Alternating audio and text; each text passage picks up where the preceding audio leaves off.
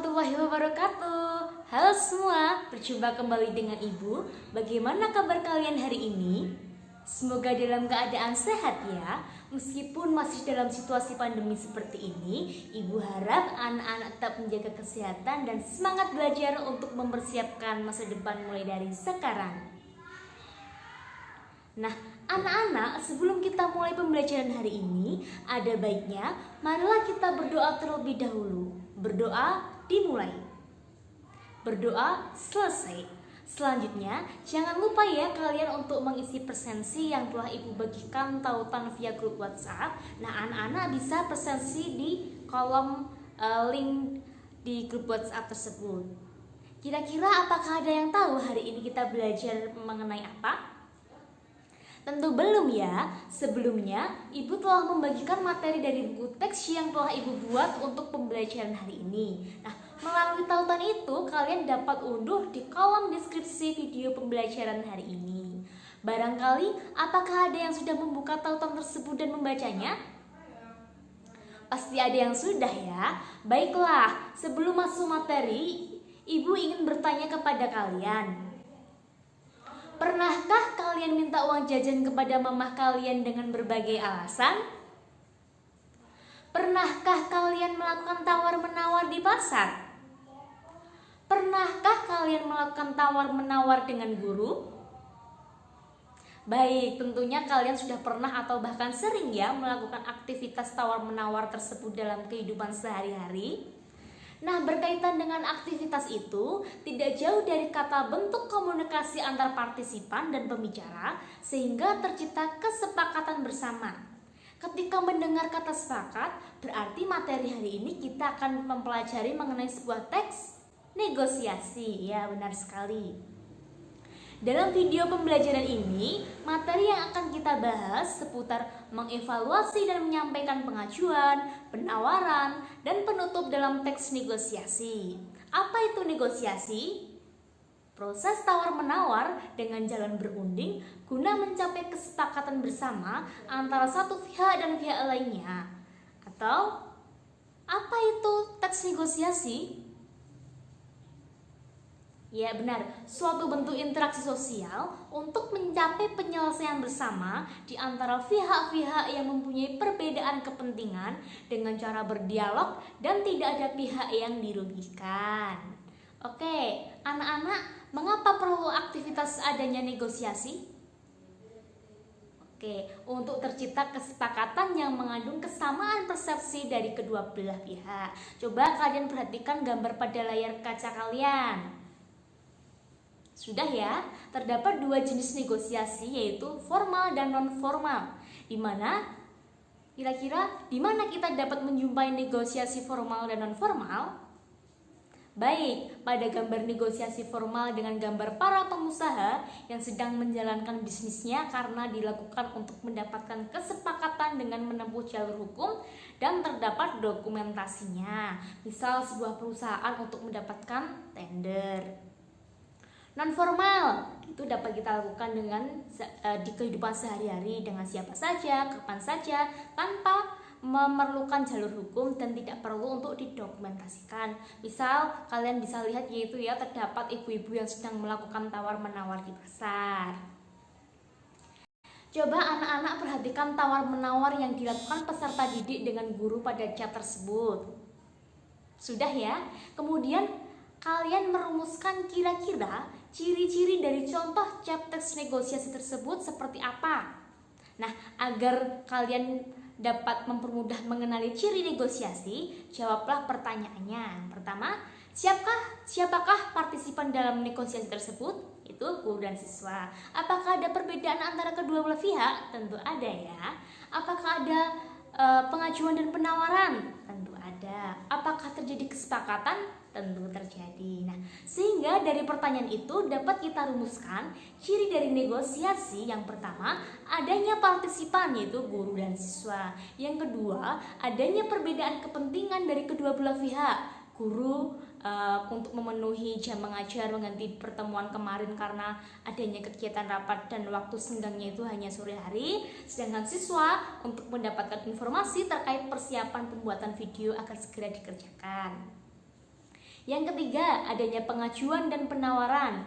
Guru mengajukan penggantian jam mengajar sore hari, sedangkan siswa menawar pagi hari karena jika sore hari mungkin siswa itu terkendala sinyal.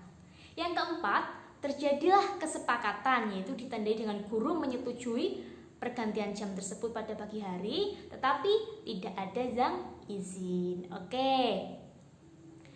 Anak-anak, agar kalian dalam pembelajaran hari ini lebih menarik lagi, Ibu akan putarkan sebuah video animasi mengenai aktivitas negosiasi. Diharapkan kalian dapat merumuskan cara tercapainya negosiasi dan cara mengajukan penawaran serta pengajuan. Sehingga nantinya kalian juga bisa membuat video aktivitas negosiasi dalam kehidupan sehari-hari untuk melatih rasa percaya diri dan mengasah keterampilan berbicara dari kalian. Tolong disimak ya. Ayah serius bener? Lagi nonton apa sih ya? Biasa Mili, ayah lagi nonton ILC. Oh, pantesan. Serius bener nggak pakai kedip lagi. Gimana sekolahnya tadi Mili?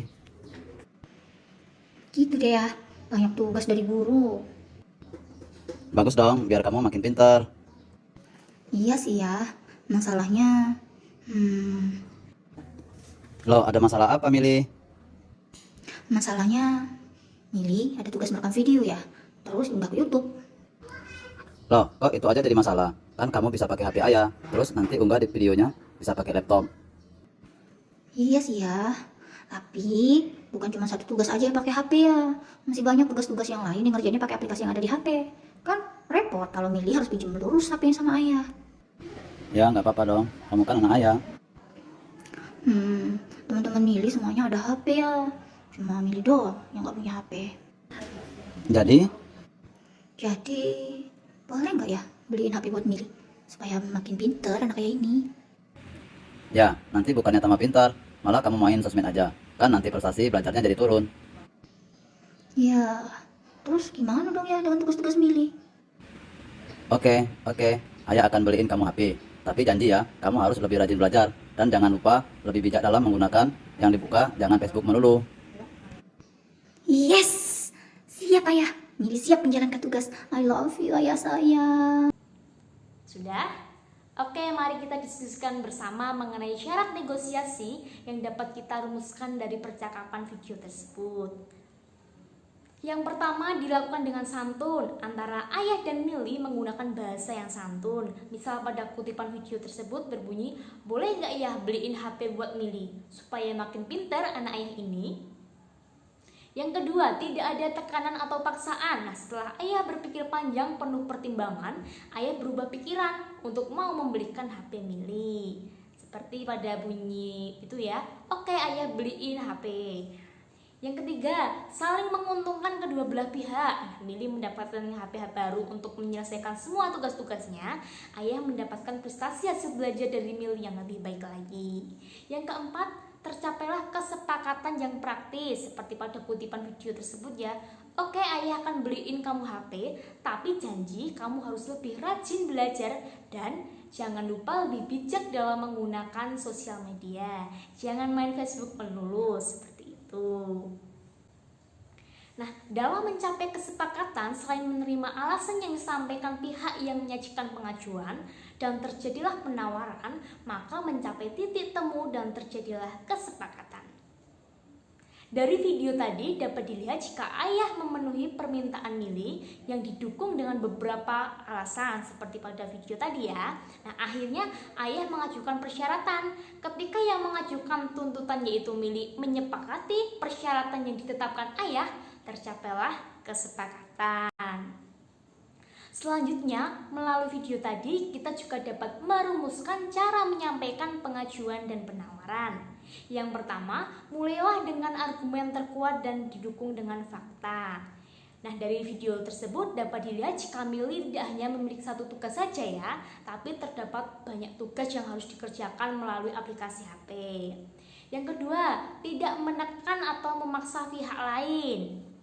Yang ketiga, antara kedua belah pihak partisipan menyampaikan alasan dengan cara halus. Yang keempat, teman-teman Mili semua ada HP ya, cuma Mili doang yang nggak punya HP, seperti itu alasannya. Nah, ayah mengatakan Oke, ayah akan beliin kamu HP asalkan rajin belajar. Oke, seperti yang tadi ya dalam isi video tadi. Nah, yang kelima itu saling menguntungkan, yaitu Mili mendapatkan HP untuk mengerjakan semua tugasnya seperti tadi, sedangkan ayah mendapatkan prestasi yang lebih baik lagi dari Mili, seperti itu. Nah, pada KD selanjutnya, kalian akan mempelajari mengenai faktor penentu keberhasilan negosiasi. Ada berapa faktor penentu keberhasilan negosiasi? Coba kalian simak dan rumuskan faktor keberhasilan yang dapat terjadi pada video ini ya. Permisi Bu, harga mangga ini sekilo berapa ya? Oh, kalau ini murah kok Mas, ini harganya sekilo 30.000. Ayo silakan. Wah, mahal banget itu Bu. Boleh kurang nggak? Masa segitu? Ya, nggak boleh kan Mas. Ini barangnya bagus loh. Ini bukan barang kapitan, makan pohon nih, masak pohon, beneran. Iya Bu, tahu. Tapi harganya masa nggak boleh kurang? Kan ini lagi musimnya toh Bu. 20.000 saja ya, boleh ya? Oh ya nggak boleh Mas, 28.000 ya. Nanti biar saya dapat untung. Nah gitu, boleh Bu saya. Tapi anu ya, saya boleh milih sendiri kan Bu ya? Boleh Mas, boleh. Asalkan jangan pilih yang besar-besar ya. Nanti saya bisa rugi. Iya deh Bu, tapi yang penting saya dapat mangga yang bagus dan tidak busuk. Kalau ini saya jamin deh Mas, kalau ada yang busuk nanti boleh dikembalikan, saya ganti. Alhamdulillah kalau begitu Bu. Baiklah, saya ambil 3 kilo saja ya Bu ya, oke? Oke Mas, silakan ya, silakan dipilih. Oke, 3 kilo ya, terima kasih sudah beli. Sudah? Oke, apakah sudah disimak? Kita rumuskan bersama ya. Yang pertama, kesediaan untuk berkompromi dengan pihak lain.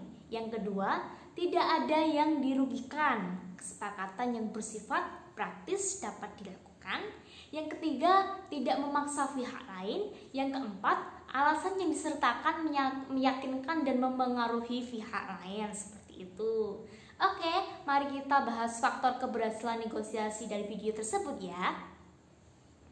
Yang pertama, alasan yang disertakan meyakinkan dan mampu mempengaruhi pihak lain. Pada kutipan video tadi berbunyi, belum boleh Bu, barangnya bagus, ini bukan karbitan, masak pohon lagi.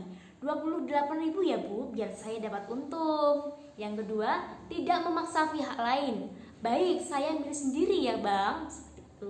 Yang ketiga, kesediaan untuk berkompromi dengan pihak lain. Jangan pilih besar-besar ya, saya bisa rugi. Seperti itu. Nah, pembeli, yang penting saya dapat mangga yang bagus, tidak busuk. Nah, itulah analisis dari faktor penentu keberhasilan negosiasi dan alasan. Paham ya? Nah, selanjutnya kita akan membahas mengenai alasan yang tepat untuk melakukan pengajuan dan penawaran.